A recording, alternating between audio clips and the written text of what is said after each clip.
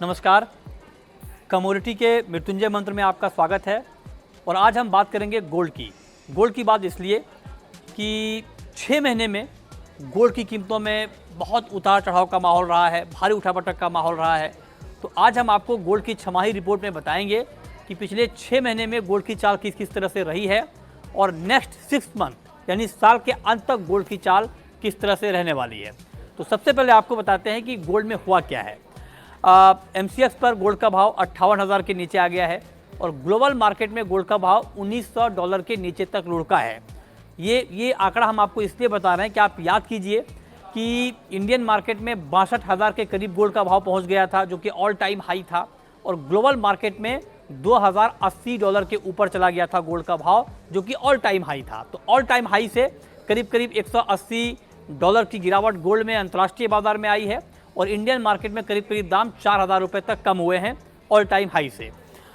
अब जरा आपको बताते हैं कि इस साल पूरे अगर पिछले 6 महीने में आप देखें तो गोल्ड की चाल किस तरह से रही है, ये आंकड़ों के जरिए आप समझिए। 3 जनवरी को 55,800 के आसपास था गोल्ड का भाव इंडियन मार्केट में MCX पर वायदा बाजार में। उसके बाद आप देखिए कि ये 4 मई को बढ़ के 62,000 के करीब पहुंचा, मतलब 61,845 के स्तर पर पहुंचा। और उसके बाद से जो गिरावट शुरू हुई, मार्केट अब 58,000 के नीचे आ गया है। तो जनवरी में भाव था 55,800, जून में के आखिर में जब हम बात कर रहे हैं तो भाव है 57,600 के ऊपर। तो आपको जनवरी के मुकाबले अगर आप कंपेयर करेंगे तो आपको ज़्यादा भाव दिखेगा, लेकिन चूंकि मई में मार्केट ने ऑल टाइम हाई को टच किया था तो वहाँ से दाम काफ़ी नीचे आ गए हैं।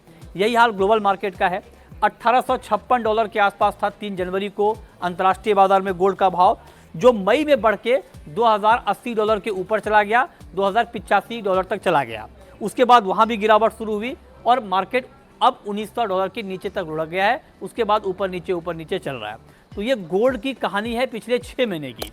अब सवाल ये है कि हाल के दिनों में ऐसा क्या हुआ कि जो गोल्ड बहुत तेज़ रफ्तार से ऊपर जा रहा था, उसकी रफ्तार पर ब्रेक लग गया, गोल्ड में गिरावट आ गई।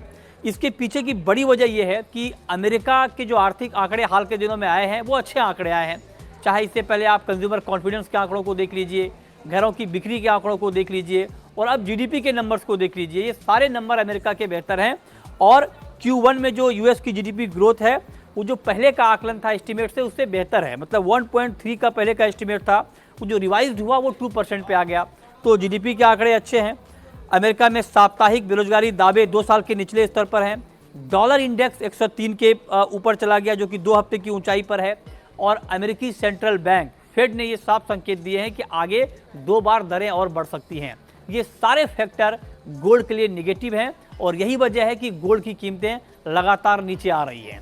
अब सवाल ये है कि क्या गिरावट का ये ट्रेंड आगे भी कंटिन्यू रहेगा, क्योंकि जो सिग्नल अभी मिल रहे हैं ग्लोबल मार्केट से वो गोल्ड के लिए बहुत पॉजिटिव है नहीं। क्योंकि आप देखिए कि अमेरिकी इकोनॉमी में मजबूती के संकेत हैं और US इकोनॉमी का मजबूत होना गोल्ड के लिए निगेटिव है, क्योंकि गोल्ड से पैसा निकलेगा।